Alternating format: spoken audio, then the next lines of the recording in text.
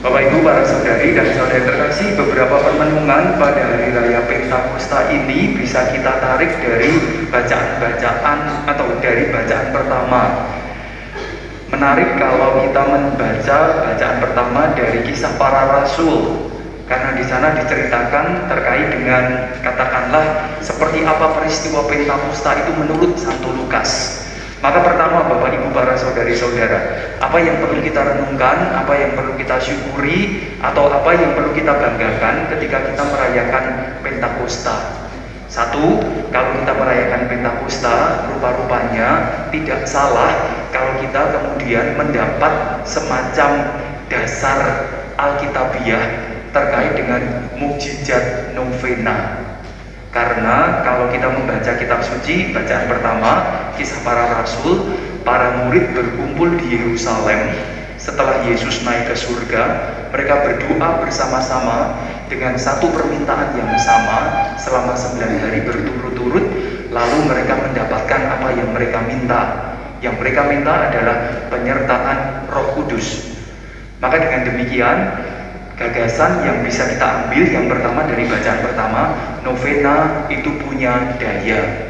Novena itu benar kalau memang senantiasa kita doakan secara berturut-turut sesuai dengan komitmen kita yang kita buat, lalu memohonkan rahmat yang sama dari hari pertama sampai hari yang terakhir. Tapi saya juga tidak tahu kalau hari yang pertama minta rahmat apa, hari kedua minta rahmat apa, hari ketiga minta rahmat apa, yang terakhir minta rahmat apa, apakah juga terkabul? Saya tidak tahu, karena bacaan hari ini mengatakan kalau yang kita minta sama dari awal sampai akhir 9 kali terkabul.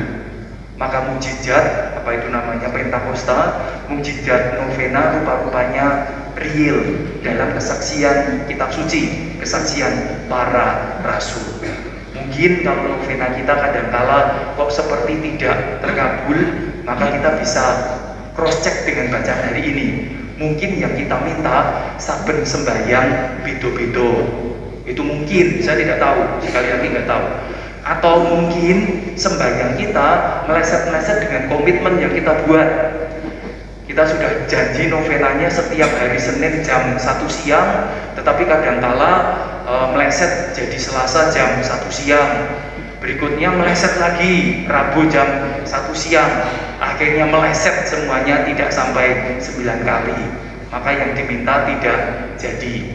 Saya tidak tahu, tetapi bacaan hari ini mengatakan kalau yang dimintakan itu sama dari hari pertama sampai hari yang ke-9 dengan komitmen kumpul di Yerusalem seperti kata para murid di ruang atas menunggu sampai Roh Kudus dicurahkan, maka terjadilah mukjizat novena, mukjizat Pentakosta. Itu yang pertama.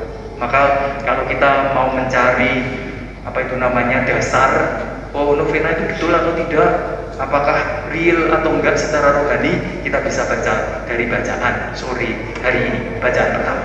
Itu yang pertama. Lalu yang kedua,